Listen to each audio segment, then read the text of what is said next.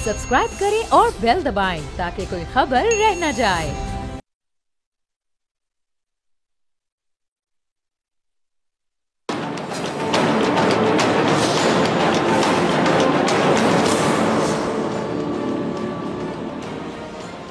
अस्सलाम वालेकुम, मैं हूं डॉक्टर फ़िज़ा खान और मैं हूं पाकिस्तान। इलेक्शन का दिन करीब आने के साथ साथ हम देख रहे हैं सियासी सरगर्मियां बढ़ती जा रही हैं। जहां एक जानिब सियासी माहौल गर्म है तो दूसरी जानिब हम देख रहे हैं अदालती महाज से भी खबरें आने का सिलसिला जारी है। साबिक चेयरमैन पीटीआई को अहलिया समेत सजा सुना दी गई है और चेयरमैन पीपल्स पार्टी बिलावल भुट्टो जरदारी ने गुज़िश्ता रोज बयान दिया कि बानी पीटीआई के वकला प्लांटेड हैं, वकला की वजह से वो यहाँ तक पहुंचे हैं। अब नाज़रीन, बिलावल साहब के पास ये खबर है या ये महज उनका तज्जिया है? इस हवाले से और भी बहुत से सवाल जानने के लिए मेरे साथ इस वक्त मौजूद हैं नैयर बुखारी, साबिक चेयरमैन सेनेट और मौजूदा secretary general Peoples Party, senior रहनुमा पीपल्स पार्टी। बहुत शुक्रिया सर ज्वाइन करने के लिए।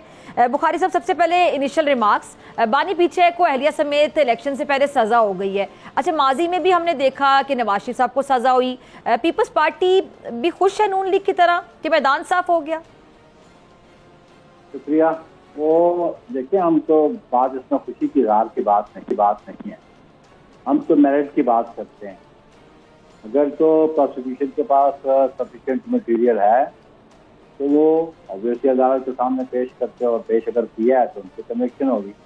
इसमें ये बात जरूरी है कि फेयर ट्रायल होना चाहिए और फेयर अपॉर्चुनिटी मिलनी चाहिए, भला कोई भी मुल्ज़म हो, कोई भी एक्यूज। हम तो रूल ऑफ लॉ पे बिलीव करते हैं, तो आइन और कानून के मुताबिक तो ट्रायल्स हों तो फिर ठीक है। क्योंकि हम इस मरहले से गुजरे हुए हैं 1979 से, जब जजेस अंडर प्रेशर थे और फिर जजेस ने एडमिट भी किया। हम समझते हैं कि अभी इंडिपेंडेंस ऑफ जुडिशरी बहुत ज़रूरी है और इंडिपेंडेंट जुडिशरी ही फैसले कर सकती है। तो लेकिन अगर ये एग्रीड है पीटीआई वाले, ऑब्वियसली इनके पास फॉरम है और हाई कोर्ट का है, सुप्रीम कोर्ट का है, let them go over there और अपनी इनोसेंस एस्टैब्लिश करें और प्रोसिक्यूशन के केस में डेंट डालें। लेकिन इनके जो वकला हैं उन्होंने तो प्रोफेशनली काम ही नहीं किया या फिर इनको करने नहीं दिया गया, क्लाइंट की इंस्ट्रक्शन भी नहीं थी। आपने क्यों वही अपॉर्चुनिटी मिस की क्रॉस एग्जामिनेशन की? और ट्रायल है, ट्रायल जो ज़ाब्ता है के मुताबिक चलता है उसके मुताबिक चलना चाहिए। अब जो रिकॉर्ड बातें यही है कि 12 इन्होंने अपने लॉज चेंज किए, की क्या स्ट्रेटेजी थी, लेकिन इसमें खुशी की बात नहीं है।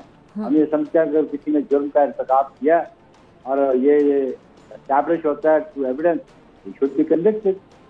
ऑब्वियसली अभी जो मटीरियल उनके पास होगा उस पर कन्विक्शन आ गई है। अगर ये एग्रीव्ड है तो अपने फॉरम पे चले जाए। अच्छा बुखारी साहब, अभी आपने भी कहा कि इनके वकला ने पता नहीं काम ही नहीं किया या इनको करने नहीं दिया गया, और इसी तरह की एक स्टेटमेंट बिलावल साहब ने गुज़िश्ता रोज़ बयान उन्होंने ये दिया है कि जी बानी पीटीआई के वकला प्लांटेड हैं। अब एक सवाल है कि किसने प्लांट किया? ये तो बहुत बड़ी स्टेटमेंट दे रहे हैं बिलावल, ये उनकी को खबर है या उनका एनालिसिस है, तज्जिया है? प्लांटेड है जो इमरान खान के मुखालिफ होंगे उन्होंने ही प्लांट किए होंगे, पाकिस्तान पीपल्स पार्टी से तो प्लांट नहीं किए। तो कौन है मुखालिफ उनके? ये उनको बेहतर पता। तो मुखालिफिन में तो आप भी हैं, सारी जमातें जो एक दूसरे के मुखालिफ हैं, सियासी मुखालिफिन। लेकिन हम तो सियासी मुखालिफ है और हमने तो उनको तो सियासत में तो सियासी मुखालिफ ही नहीं होते सिर्फ। नहीं, हमने तो अकल की राह उस वक्त भी दिखाई थी मेरी इजाजत में। आसिफ अली जरदारी साहब ने 18 की असेंबली के आगाज से कहा था और मिलती चले, लेकिन वो अकले कुल भी थे और वो जमहूरियत पसंद तो थे। अच्छा सर, दो बातें हैं नैयर बुखारी साहब, अपोजिशन से बात करना गवारा नहीं करते। ठीक है बुखारी साहब, आप बड़ा बेहतर समझते हैं सियासत को भी और इस इशू पे मैं बात करी उसको भी। आप ज़रा ये समझाइएगा, दो अलग बातें हैं। एक कह रहे हैं जी आपके वकला जो हैं वो मुखालिफिन ने प्लांट किए होंगे, ये एक बड़ी स्टेटमेंट दी जा रही है। दूसरी बात ये कि आपने कहा कि उन्होंने होमवर्क नहीं किया हुआ था। कई बार आप नलायक होते हैं, निकम्मे होते हैं, वकला में भी निकम्मे वकला भी होते होंगे, कोई निकम्मा डॉक्टर भी हो सकता है, कोई अपनी फील्ड में नहीं काम करके आ रहा, मेहनत नहीं कर रहा। तो नलायक होना, होमवर्क ना करना या नॉन सीरियस होना और प्लांटेड होना, दोनों डिफरेंट बातें आप अग्री करेंगे? ऑब्वियसली ये तो कैटेगरीज आपने बताई है, कैटेगरीज तो होती हैं। तो या तो उन्होंने होमवर्क नहीं किया था, प्लांटेड थे, दोनों में से क्या बात आपको समझ आती है? नहीं, समझ तो आनी चाहिए थी ना इमरान खान को, लेकिन वो मर्दम शनाख्त तो होना चाहिए उसको।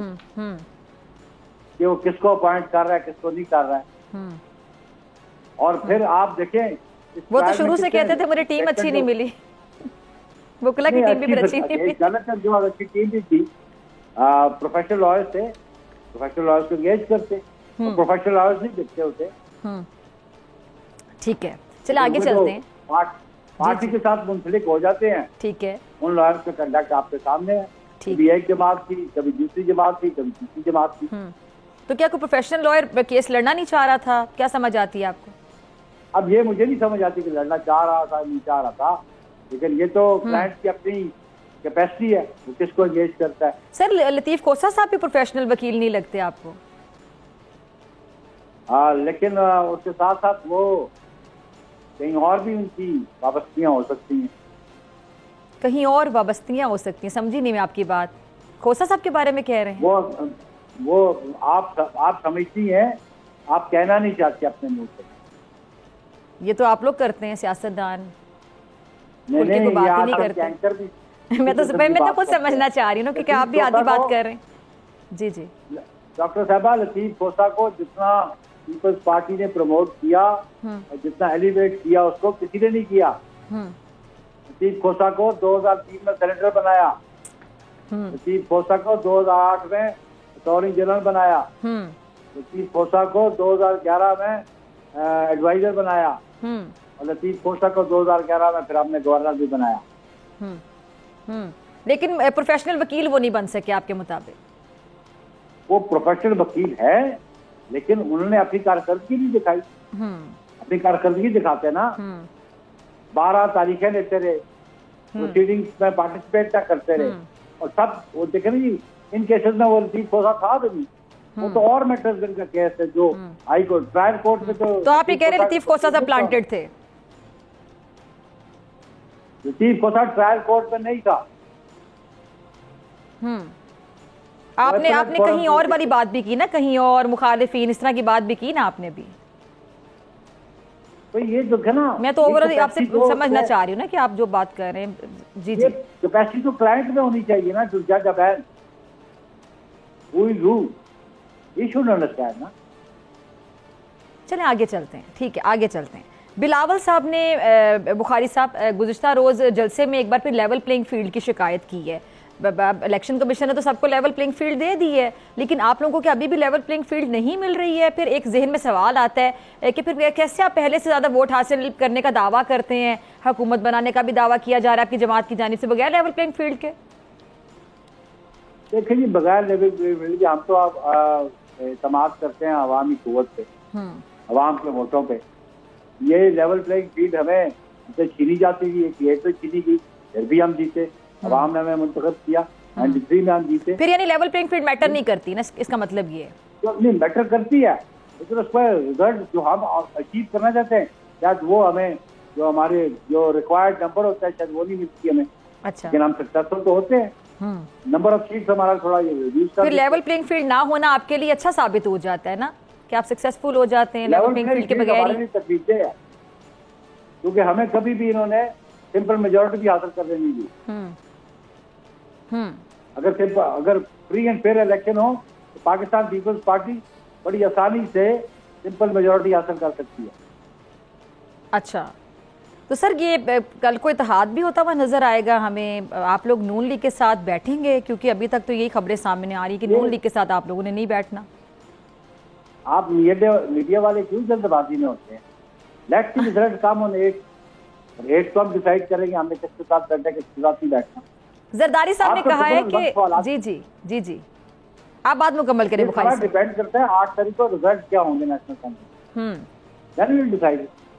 सर, पूरी अवाम ही नहीं जानना चाहती है सब जो मैं पूछ रही हूँ, ये सिर्फ मीडिया वाले जल्दी में पता चल जाएगा ना। तो मीडिया के थ्रू पता चलता है ना अवाम को? नहीं तो मीडिया के थ्रू पता चलेगा तो उसी वक्त बताएंगे ना, जब जो रिजल्ट होंगे ऑन टेबल होंगे। ठीक है, चलिए सर, थोड़ी सी स्ट्रैटेजी तो हम समझने का हक रखते हैं ना, कि हम आपसे जिस ऐसे सीनियर एक रहनुमा हमारे साथ मौजूद है पीपल्स पार्टी के, हम स्ट्रैटेजी समझ लें। जी जी। जिस दिन रिजल्ट आएगा, रिजल्ट को सामने रख के हम स्ट्रैटेजी अनाउंस करेंगे। अच्छा, चलिए ये जरा बताइएगा कि जो सिंध में काफ लीग के साथ इत्तेहाद की कुछ खबरें चल रही हैं, इनमें कुछ सदाकत है? और क्योंकि काफ लीग का वोट बैंक वहाँ मतलब समझ नहीं आ रहा कि पीपल्स पार्टी को काफ लीग की सिंध में जरूरत, ये जरा समझा दें। मेरा ये सिंध के जो पार्टी चैप्टर है शायद उनके नॉलेज ना हो, क्योंकि बहुत सारी seat adjustment localize give and take localize चीज है। तो पार्टी ने हमने कहा होगा कि आप देखें, पहले पार्टी ने पहले भी कमेटीज बनाई थी, तो लोकली आप देख लें कहाँ वर्केबल है कहाँ वर्केबल नहीं है। तो ये वफाकी सत्ता पे जाती जो बात है। ठीक है। अच्छा सर, दूसरा है कि नून लीग ने मंशूर में कहा है कि जी नैब को ख़त्म कर दिया जाएगा। तो नैब एहतसाब का एक इदारा है, अगर नैब खत्म हो जाएगा एहतसाब करेगा कौन? और पीपल्स पार्टी भी शायद मेरे ख्याल से यही चाहती है कि नैब खत्म हो जाए। देखिए जी, नैब के बारे में सुप्रीम कोर्ट ने कहा कि ये पॉलिटिकल इंजीनियरिंग का इदारा बना दिया गया। करप्शन के हवाले से पहले भी इदारे मौजूद है, कानून भी मौजूद है, और पीपल्स पार्टी ने तो आगाज में कहा था कि नैब को नहीं होना चाहिए। चेयरमैन जरदारी साहब, प्रेसिडेंट जरदारी साहब ने भी कहा कि नैब ने सिविल ब्यूरोक्रेसी को खौफजदा किया हुआ है, सिविल ब्यूरोक्रेसी काम करने को तैयार नहीं। अगर सिविल ब्यूरोक्रेसी काम नहीं करती तो फिर ना पॉलिटिकल स्टेबिलिटी आती है और ना इकोनॉमिक स्टेबिलिटी आती है। अच्छा सर, लेवल प्लेइंग फील्ड की जो बात करते हैं आप ओवरऑल, तो सिंध में दूसरी पार्टियों को ये गिला आपकी पार्टी से होता है कि पीपल्स पार्टी जो है वो वहाँ पे किसी और को लेवल प्लेइंग फील्ड मुहैया नहीं होने देती है। इसमें कितनी सदाकत है? एमकेएम के गिले शिकवे भी हम सुनते रहते हैं कि जी 15 साल हुकूमत में है ये पीपल्स पार्टी और ये फाशिस्ट हुकूमत ने कब्जा किया हुआ है। ऐसे बयान एमकेएम की जानिब से सख्त किस्म के आ रहे हैं। डॉक्टर साहबा जी, ये बड़ा घिसा पिटा सवाल हो गया। अच्छा, पिछले 40 दिनों से मैं जवाब दे रहा हूँ इसके बाद। नाउ लेट्स टॉक नया क्या होने वाला है। सर नया का बताते ही नहीं ना, आप कहते हैं आप इतनी जल्दी में क्यों? 8 तारीख का इंतजार करें। आप it's a matter of 8 days जी, सारे कार्ड सामने आ जाएंगे। हाँ बुखारी साहब, कोई सवाल आप कह रहे हैं 40 दिन से घिसा पिट है, कोई कह रहे हैं कि 8 तारीख का इंतजार करें, बेसब्री ना करें। हाँ, फिर आज की तारीख की बात कर लेते हैं जी, आज क्या हो रहा है? जवाब दे चुके हैं जी जी। पीपल्स पार्टी के टेकर गवर्नमेंट का ऐसा नहीं है। मेरा गवर्नर, मेरी पार्टी का गवर्नर कोई नहीं है, या एमकेएम का गवर्नर बैठा हुआ है। सर अच्छा, मैं जरा समझा दूं, मैं आपसे पूछना क्या चाह रही थी ये बुखारी साहब। गवर्नर बैठा हुआ है, किसी सूबे में पीपल्स पार्टी का गवर्नर नहीं बैठा हुआ, किसी एग्जीक्यूटिव पोस्ट पे हमारा कोई बंदा नहीं बैठा हुआ। अच्छा बुखारी साहब, गिला करते हैं हक बजाने में, ये क्यों गिला कर रहे हैं जिनके अपने हुकूमत के अंदर हाथ है? बुखारी साहब देखें, गिला जिस तरह आप लोग कर रहे हैं ना कि लेवल प्लेइंग फील्ड आप लोगों को मुहैया नहीं है, इस तरह सिंध में अगर कोई और पार्टी गिला कर रही है तो उसकी वही पोजीशन है जो आपकी पोजीशन है गिला करते हुए। कामरान कसौरी किसका आदमी है? पीपल्स पार्टी का है, एमकेएम।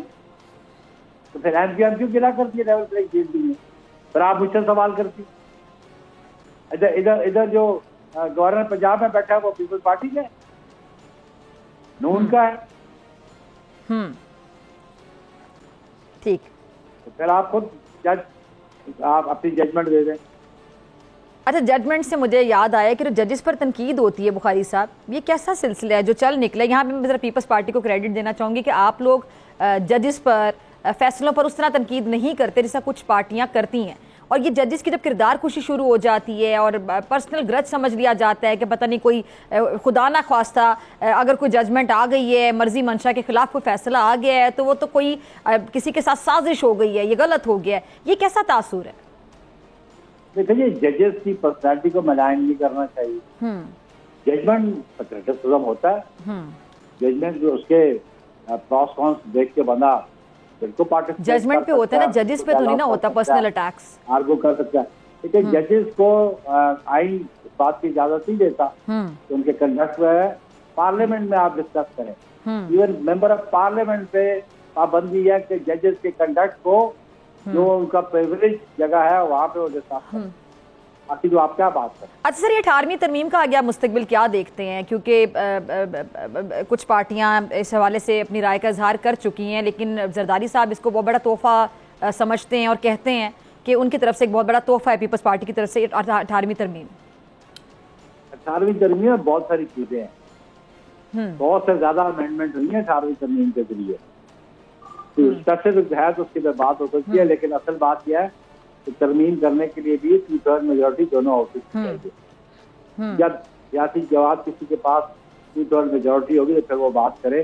पाकिस्तान पीपल्स पार्टी ने उस आइन को पास साफ किया जो मार्शल दौर की अमेंडमेंट स्कीम थे, और उसको हमने ओरिजिनल शेप में वापस करने की कोशिश की। आसिफ अली जरदारी साहब ने सदारती इख्तियारात वापस पार्लियामान को दिए। तो हम समझते हैं कि अगर ये 18वीं तरमीम को चलेगा तो वो फेडरेशन को कमजोर करे। अच्छा सर, ये जो इलेक्शन कैंपेन के लिए कुछ सूबों में हम देख रहे हैं कि हालात साजगार नहीं हैं। KPK की बात हम कर लें, बलूचिस्तान की अमन अमान की सूरत हाल आपके सामने है और इस हवाले से काफ़ी चहमगोइयाँ भी हो रही हैं। तो पीपल्स पार्टी कैसे देखती है इस सूरत हाल को? हम समझते हैं कि केयर टेकर DCP इंश्योर करेंगी और हमारे जो लॉ एनफोर्समेंट एजेंसीज हैं वो इंश्योर करेगी कि एक हफ्ते की बात है पुरअमन माहौल में इंतखाबात हो जाए, क्योंकि पाकिस्तान में पॉलिटिकल स्टेबिलिटी का इन्हिसार 8 फरवरी के इंतखाबात से। ठीक है, आखिर में मैं जानना चाहूँगी कि जो आज़ाद उम्मीदवार हैं, सुना है बड़ी मुलाकातें हो रही हैं, जरदारी साहब अपना होमवर्क मुकम्मल करके बैठे हुए हैं और 8 फरवरी जो आप कह रहे हैं उसके बाद अचानक से हम देखना शुरू कर देंगे। पीपल्स पार्टी ने कितना होमवर्क किया था? ऑब्वियसली हम पॉलिटिक्स में हैं, तो पॉलिटिक्स में है वो पॉलिटिक्स करता है ना।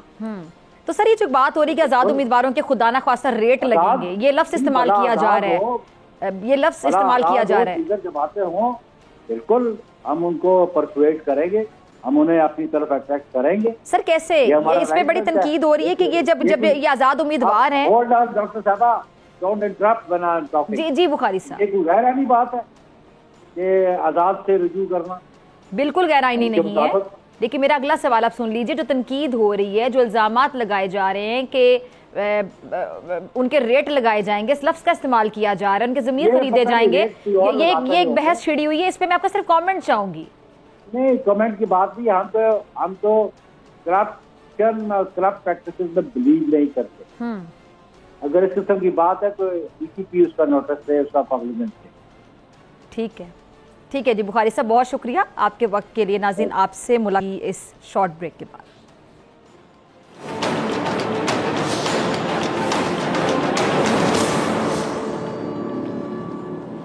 वेलकम बैक नाजरीन। प्रोग्राम के इस हिस्से में मेरे साथ मौजूद हैं सेनेटर हुमायूं मोहम्मद साहब, बहुत शुक्रिया ज्वाइन करने के लिए। मुबशिर साहब, आपका भी बहुत शुक्रिया वक्त देने के लिए। जहांगीर जुद्दी साहब भी हमारे साथ इस सेगमेंट में मौजूद होंगे। तीनों मेहमानों का बहुत शुक्रिया। डॉक्टर साहब, मैं आपसे शुरू करना चाहूँगी। सज़ा हो गई, वुकला प्लांटेड हैं आपके, ऐसा कह रही है पीपल्स पार्टी, ऐसी बात क्यों की जा रही है? बिस्मिल्लाहिर्रहमानिर्रहीम। देखिए, मेरा नहीं ख्याल कि वुकला प्लांटेड है, मुझे उन पे पूरा भरोसा है, लेकिन मैं ये ज़रूर कह सकता हूँ मेरी नज़र में कोई और लोग भी प्लांटेड हो सकते हैं। मतलब आप ज़रा उससे हट के देखिए। उसकी वजह ये है, ये जो अभी जो आया है तोशा खाना का, ये अकॉर्डिंग टू द कॉन्स्टिट्यूशन आप ये इसके ऊपर केस हो ही नहीं सकता था, इसके ऊपर नैब केस कर ही नहीं सकता था। इस पे ऑलरेडी सजा हो चुकी है। आर्टिकल 13 जो कि कहते हैं कि एक चीज के ऊपर आपको सजा मिल गई हो या केस हो गया हो, उसके ऊपर दोबारा सजा नहीं मिल सकती। इसको अमेरिका में डबल जेपर्डी के नाम से ये केस वो कहा जाता है, ठीक है। अच्छा, उसके अलावा इसको मेरे ख्याल में ये जो एक्ट है 73 है, ये लिहाज से भी ये आप इसको नहीं कर सकते। तो मेरे लिहाज से तो इसको इस बात पे ही चैलेंज किया जा सकता है कि नहीं है। नंबर 2, अगर आप उसको फर्दर आगे जाके देखें तो आप ये याद रखें कि जो इवैल्यूएशन होती है वो काम है कैबिनेट डिवीजन का। ये कैबिनेट डिवीजन का काम है, ये इमरान खान जाके जेब में लेकर नहीं फिरता रहा कि यार इसकी वैल्यूएशन करो। कैबिनेट के 2 बंदे और एक इंडिपेंडेंट पार्टी, इन तीनों ने इवैल्यूएट किया था। पकड़ना है तो उन तीनों को पकड़ के रगड़ दो, कोई मसला नहीं है। अच्छा, उसके बाद मुझे समझ ये नहीं आई कि एक चीज होती है जो दुनिया का नॉर्म है, जब मैं किसी चीज की इवैल्यूएशन करता हूं तो मैं उसको इन पर्सन लेकर जाता हूं, मतलब इन फिजिकली लेकर जाता हूं, तब आपकी इवैल्यूएशन होती है। मैं आपको तस्वीर दिखा दूं एक रोलेक्स घड़ी की, वो हो 2 नंबर घड़ी, देखने में वो एक है, वो आप कह दो कि यार ये जो है इसकी कीमत जो है ना 60 लाख है, वो अगला कहेगा यार ये 2 नंबर है, ये तो 10 रुपए की नहीं है, आप इसको कैसे कह सकते हो? तो वो चीज हो नहीं सकती, क्योंकि उसमें बहुत सारी चीजें होती है। तस्वीर है, कैसी तस्वीर है, कौन सी तस्वीर है, वी डोंट नो उसके अंदर तस्वीर का क्या है। नंबर 3, जिस बंदे ने उसकी इवैल्यूएशन की है उसको हीरे के बारे में कख नहीं पता।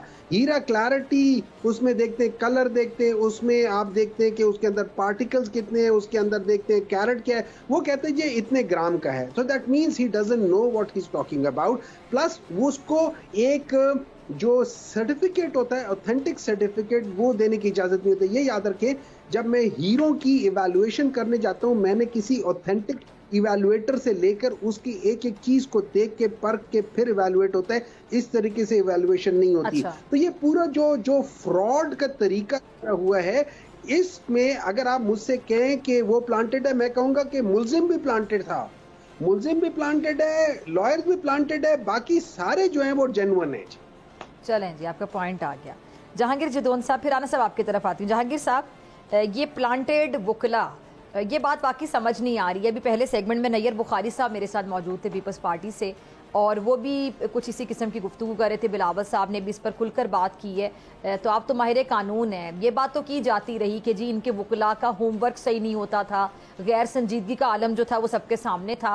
आप किसी को नलायक निकम्मा कह सकते हैं कि वो काम नहीं कर सकता सही, वो किसी भी फील्ड में हो सकता है। डॉक्टर मोहम्मद कोई डॉक्टर भी हो सकता है तो नलायक हो, जो गैर संजीदगी से काम करता हो, उतना इंटरेस्ट ना लेता हो अपने काम में। कोई वकील भी हो सकता है, कोई भी हो सकता है, लेकिन कोई प्लांटेड हो, ये दोनों चीजें बिल्कुल मुख्तलिफ हैं। क्या कहेंगे जहांगीर साहब? नहीं, मेरे ख्याल में ये बहुत ज़्यादा क्या कहते हैं, मुबालगा राई से काम ले रहे हैं। वकील कोई प्लांटेड नहीं है, उनके अपनी पार्टी के वकील हैं, और उन्होंने केस जो है, अगर वो एक दिन किसी मसरूफियात की वजह से 2 दिन नहीं गए तो क्रिमिनल केस आपको पता है सालों पे मुहित होते हैं। बाज़ का ये ज़रूरी नहीं होता कि वकील अगर एक दिन बिजी है, वो अपने मोस्टली वकील इनके जितने भी काम कर रहे थे वो इलेक्शन कॉन्टेस्ट कर रहे हैं अभी, तो ज़ाहिर है इलेक्शन कॉन्टेस्ट करना भी बहुत बड़ा काम है। तो इस तरह नहीं किया, मतलब ये अल्फाज उनके लिए नहीं इस्तेमाल करने चाहिए कि प्लाटेड है। और मेजॉरिटी वकील जो है वो उन्हीं की पार्टी में रह चुके हैं, उन्हीं पार्टी से आए हैं। तो इस तरह मेरे ख्याल में ये नहीं कहना चाहिए। आप केस के मेरिट पे बात करें, या उसकी सज़ा पे बात करें, या उस केस की प्रोसीडिंग किस तरह हुई है उस पर बात करें, लेकिन किसी को एकदम स्वीपिंग स्टेटमेंट दे के ब्लेम कर देना कि वकील प्लांटेड हैं, गवर्नमेंट के साथ मिले हुए हैं, ये मेरे ख्याल में बड़ी रेकलेस या नेग्लिजेंट किस्म की जो है ना वो गुफ्तगू है, जो इस तरह की पार्टी के लीडर को नहीं करनी चाहिए। राना मुबशिर साहब, अब इस पर भी कुछ कहना चाहें तो आप कमेंट कर सकते हैं। दूसरी बात ये कि नून लीग का मंशूर भी आपने पढ़ा होगा राना मुबशिर साहब, उन्होंने कहा जी नैब को ख़त्म कर देंगे। अब नैब ख़त्म हो जाएगा तो एहतसाब का इदारा ख़त्म हो जाएगा। बहरहाल एहतसाब के हवाले से जो तमाम पार्टियां नैब को लेकर जो राय रखती थी वो भी आपके सामने। राना साहब कैसे देखते हैं? देखें, एक तो बात ये प्लांटेड वाली बात है, I will not use this word planted थे लेकिन एक चीज जो है रियलिटी चेक ये है कि देखें, जो लोग करीब थे, जो लोग वाकई डाई हार्ड पीटीआई के लोग थे, जो वाकई इमरान खान के करीब थे, वो लोग इस वक्त नहीं है उसके करीब, ठीक है, और वो लोग इमरान खान की आंख का इशारा भी समझते थे। अब जो लोग आए हैं, जो वकला हैं, ठीक है, it's they are like I would say कि कुछ लोग उनमें से नए लोग हैं। अब हो ये रहा है कि जैसे कि टफ टाइम है इस वक्त पीटीआई पे, पीटीआई की लीडरशिप पे, तो जो उनको चीजें बताई जाती हैं लीडरशिप की तरफ से, वो आई वुड से कि वो एज सच मनोमन आगे जाके इम्प्लीमेंट या कन्वे नहीं होती, जिसकी वजह से इश्यूज खड़े हो रहे हैं। चाहे टिकटों की तकसीम देख लें आप, चाहे और कोई इश्यूज देख लें आप। इसमें एक आई वुड से कि कम्युनिकेशन गैप है, या जो माइंड रीड करते थे जो लोग पीटीआई के चेयरमैन का, वो माइंड रीड करने वाले लोग ऐसा नहीं है। उनमें से कुछ लोग तो अंडरग्राउंड है, कुछ लोग जो है वो छोड़ के चले गए हैं फॉर वन रीजन और दी अदर। एक तो इशू ये है। सेकेंडली, अगर देखा जाए तो हमने तो लाइव ट्रांसमिशंस देखी हैं, ठीक है, जो लाइव ट्रांसमिशंस में जिस तरीके से हैंडल किया जाता रहा है केसेस को, वो केसेस थोड़े से अगर देखा जाए तो उसमें मजीद प्रिपरेशन की जा सकती थी वकला की तरफ से, वो उनको मजीद बेहतर बना सकते थे। तो उसमें थोड़ा सा लैक ऑफ आई वुड से, जो भी रीजंस हैं, चाहे वो कैंपेन्स रन कर रहे थे, चाहे they had too much on their plate, और वो बहुत सी चीजें थी जो को मैनेज करने की कोशिश कर रहे थे, इस तरह भी कह सकते हैं वो लोग। लेकिन अगर देखा जाए तो जब वो बेंच के सामने पेश होते थे तो उसमें मजीद बेहतरी की जा सकती थी, मजीद बेहतरी आ सकती थी। और जब पीटीआई जो थी हेल्म ऑफ द अफेयर्स पे थी, उस वक्त जो था, अगर वो इंट्रा पार्टी इलेक्शंस या और जो चीजें थी जिनको वो इस वक्त जो एक मसला बना हुआ है उनके लिए, उस वक्त उसको मैनेज कर लेते वो चीजों को, तो आज सिचुएशन थोड़ी सी मुख्तलिफ होती। So वो anyways it's a tough time for them, it's a tough time for PTI, conducive environment as such उनके लिए नहीं है, बट इसका मतलब ये नहीं है कि ये कहा जाए कि वो लोग प्लांटेड है। Planted, I will not use that word planted. I would say ये मेरे को लगता है कि पीपल्स पार्टी को, बिलावल साहब को ये लफ्ज़ इस्तेमाल नहीं करना चाहिए राना साहब। मैं planted is like too much, ठीक है, बहुत बड़ी स्टेटमेंट है, बिल्कुल ठीक है। अच्छा जी डॉक्टर साहब जिस तरह भी कह रहे हैं राना साहब के जी ज़्यादा अच्छे तरीके से तैयारी की जा सकती थी, होमवर्क बेहतर किया जा सकता था, लेकिन ये लफ्ज़ इस्तेमाल नहीं करना चाहिए पीपल्स पार्टी को। तो क्या जो वकला की सिलेक्शन है उससे आप मुतमईन हैं मोहम्मद साहब, या वो भी थोड़ी बेहतर हो सकती थी? क्योंकि नैयर बुखारी साहब पहले सेगमेंट में मेरे साथ मौजूद थे, तो वो ये कह रहे थे कि प्रोफेशनल, बहुत ज़्यादा प्रोफेशनल वकला अगर शायद नहीं थे। देखिए, आई रिस्पेक्ट जो लोग अपना ओपिनियन दे रहे हैं। नैयर बुखारी साहब is a very season person, लेकिन एट द सेम टाइम ये याद रखें, देयर इज ऑलवेज ये जो ना एक प्रोफेशनल आपकी डिसएग्रीमेंट होती है। अब अगर मैं नाम देना शुरू कर दूं तो हामिद खान साहब, वो he is a very professional person. अगर मैं कहूँ अली जफर साहब, मैं बाकी लोग हैं, ये बाकी लोगों से भी वो करते रहे, तो ये सारे हैं, शाहीन, ये सारे सुप्रीम कोर्ट के जजेस हैं। सुप्रीम कोर्ट पहुंचते पहुंचते आपकी कोई ना कोई एक हैसियत होती है, उसके बगैर तो आप नहीं पहुंच सकते ना। अब बाकी उसके बाद कौन कितने केसेस जीता है, कौन कितने नहीं है, कौन कितना बड़ा है, कौन कितना नहीं है, सलमान अकरम राजा कितना बड़ा नाम है, लेकिन जो देखिए आप प्रोसीजर को देखें। प्रोसीजर ये है कि जब ये तोशा खाना की बात हो रही थी, तो जिस तरीके से इसको लिया गया है, और जैसे यहाँ की जो FIA चले गई है दुबई में उन लोगों ने लोगों से पूछा है, आपने कभी इवैल्यूएशन तस्वीर पे की है? आज तक मुझे बता दे दुनिया में किसी चीज की इवैल्यूएशन तस्वीर पे हुई है? मैं आपको एक बात बताता हूँ, आप एक गाड़ी को बुक कराएं और उस गाड़ी की तस्वीर लेकर आप इंश्योरेंस वालों को दे दें कि जी ये मैं गाड़ी लेकर आ रहा हूँ, इसको इंश्योर कर दें। वो कहे कि नहीं भाई, जब तक हम गाड़ी खुद नहीं देखेंगे उस वक्त तक हम आपकी गाड़ी इंश्योर नहीं करेंगे। ये मुझे समझ नहीं आती ये किस तरीके से ये प्रोसीजर ही गलत है। इस प्रोसीजर के अंदर टेक्निकल के अलावा इसके अंदर प्रोफेशनल नेग्लिजेंसेस है। अब मैं आपको एक और बात बता देता हूँ, वहां पे जब ये बात हो रही थी, जो इमरान खान के जो वकील थे वो भी बैठे हुए थे, वो भी क्या, उनको सुनने भी नहीं दिया। अच्छा, उनको कहते हैं कि जी आपको हमने कुछ कहने की भी इजाजत नहीं है।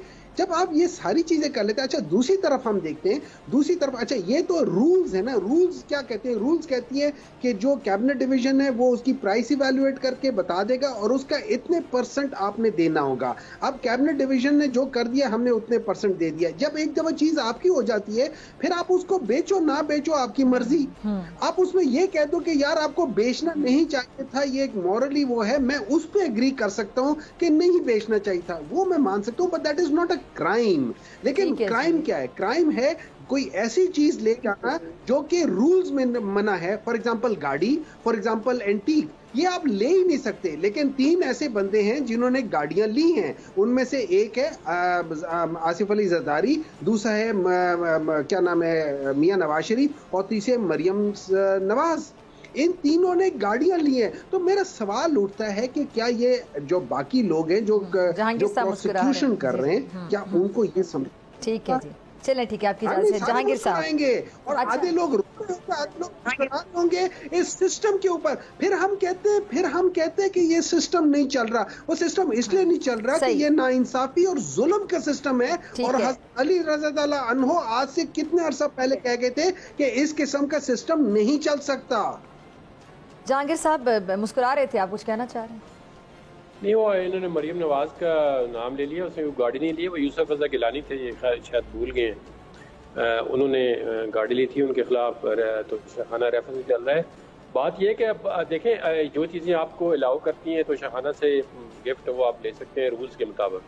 तो अगर आप कोई ये देखें इन डेप्थ है, वो एविडेंस भी आ गई रिकॉर्ड पे, मेरिट पे, कि अगर आप सारी बातें छोड़ दें। अब देखें, एक अगर ब्रदर स्टेट है बहुत ज़्यादा हमारे, उसके रिलेशन है, गुड रिलेशन है सऊदी अरब, या उससे आप वो सऊदी अरब का किंग जो था वो इमरान खान की बहुत इज्जत करता था। आपने देखा किस तरीके से उसने प्रोटोकॉल या ये वो आगे पीछे ड्राइविंग सीट पे दोनों बैठे। उसके बावजूद जो तोहफे जो है अगर बेचे गए हैं किसी भी ज़राए से, तो फिर दोबारा उनके पास वापस जाना ये मॉरली भी थोड़ा सा जो है ना इतने स्टेचर के आदमी के लिए ठीक नहीं लगता, क्योंकि आप ये नहीं कह सकते two wrongs can not make one right कि जी आप फलाने ने ये काम किया तो मैं भी गलत करता हूँ, ये बात नहीं ना। आप देखें, आप if you want to distinguish कि जी मैंने ये असूलों पे काम किया है, यहाँ पे तो असूलों की कोई बात नहीं है ना। एक सबसे बड़ी बात ये है ना कि माजरत के साथ ये सेंटर साहब हमारे दोस्त हैं, लेकिन थोड़ा सा फ्लेक्सिबिलिटी दिखानी चाहिए। जहाँ पे गलती होती है आप माने कि हमसे गलती हो गई है, या ये बात मॉरली नहीं करनी चाहिए थे एक इतने स्ट्रेचर के आदमी को, एक इतने पीएम हाउस के एक आदमी को। आप ये कहते हैं नहीं ठीक है जी मेरी चीज़ है, मुझे तो मर्जी लेके जाऊँ, जिधर मर्जी है बेचूं, जो मर्जी करूं, तो फिर उसमें थोड़ा सा ना वो आप तो मार्क स्टैंडर्ड पे नहीं उतरते। अगर आपने देखा ना एक चीज एग्जांपल सेट करनी है, आप एक तरफ कहते हैं जी मदीना की स्टेट हम बना रहे हैं मिसाल के तौर पर, जो भी बना रहे थे, लेकिन आपकी जो स्पीचेज हैं, आपकी जो मतलब आप कहते हैं मुझे फॉलो करो, तो उसके आपके कोल और तजाद में बहुत बड़ा फर्क आ रहा है। तो जब उस फर्क को आप नहीं खत्म करेंगे, आप जो कहेंगे उस पर अमल करेंगे, तो तभी आगे मूव कर सकते हैं। चलिए हम भी आगे आपकी वजह से आगे मूव करते हैं। राना मुबशिर साहब काफी देर से खामोश है, तो मुझे माफी मांगनी चाहिए, मुझे मदद करनी चाहिए कि मैंने गलत काम कर दिया, बिल्कुल सही कह रहे हैं, ये काम नहीं करते। राना साहब कुछ ऐड करना चाहें तो कर सकते हैं। राना साहब, मरियम साहिबा का और बुशरा बीबी का कंपैरिजन चल रहा है कल से कि कौन ज्यादा बहादुर है। मरियम साहिबा को तो रिलीफ नहीं मिला था, बुशरा बीबी को किसी हद तक मिल गया। जेल की सख्तियां बर्दाश्त करना बड़ा मुश्किल होता है। बड़ा कंपैरिजन आप देख रहे होंगे खासतौर पे सोशल मीडिया पर, इस पर क्या कमेंट करेंगे आप? कुछ लोग कह रहे हैं क्या वजह है भाई, कोई मौकिल तो नहीं काम आ गया? नहीं, मेरा नहीं ख्याल ऐसी कोई बात है, लेकिन द पॉइंट है डॉक्टर साहब, देखिए ये कोई अपनी विश नहीं होती है। आई वुड से कि ये उस वक्त की जब जो भी हुकूमत होती है उसका प्रोगेटिव होता है, वो उस अकॉर्डिंगली चलती है, उसको लेके आगे चलती है, ये किसी विश लिस्ट पे नहीं काम होते। सो एनीवेज ये बात तो दुरुस्त है कि मरियम बीबी जो है वो उतरी थी एयरपोर्ट पे, और एयरपोर्ट पे अपने वालिद के साथ उतरी, मियां नवाज शरीफ साहब के साथ उतरी, और वहीं पे उनको लेके जाया गया, और वो जाके उन्होंने जेल काटी।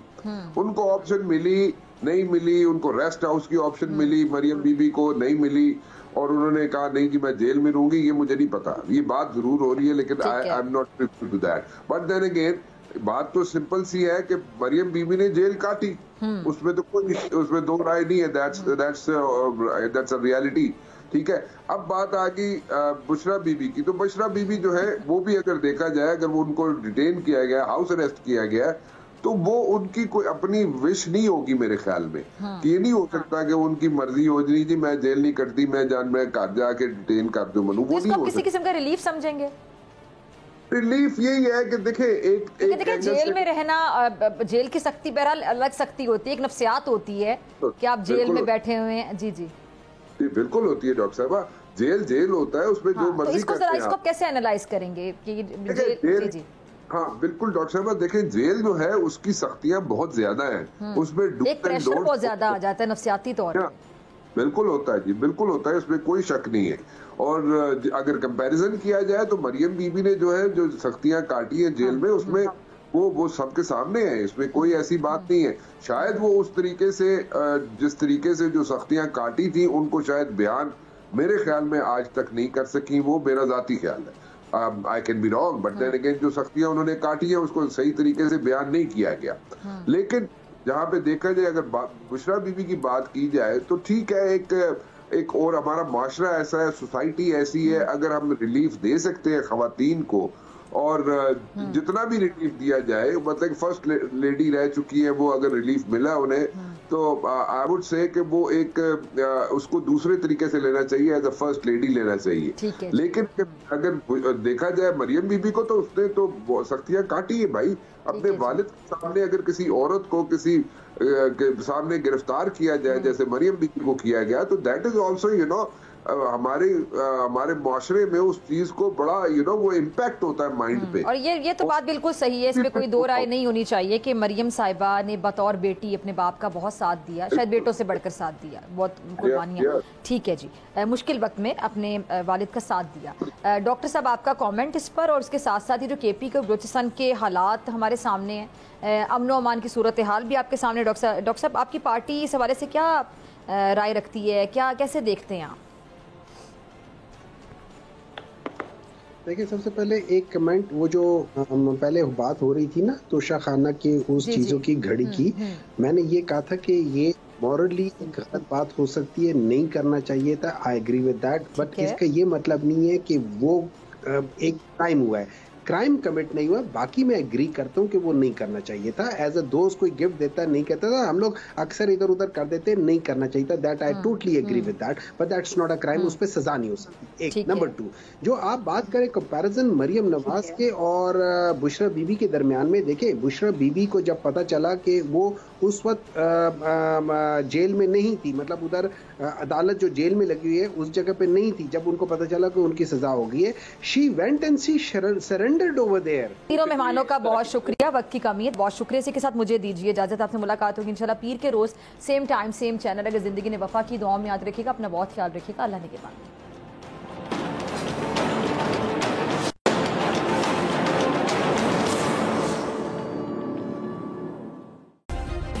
सब्सक्राइब करें और बेल दबाएं ताकि कोई खबर रह न जाए।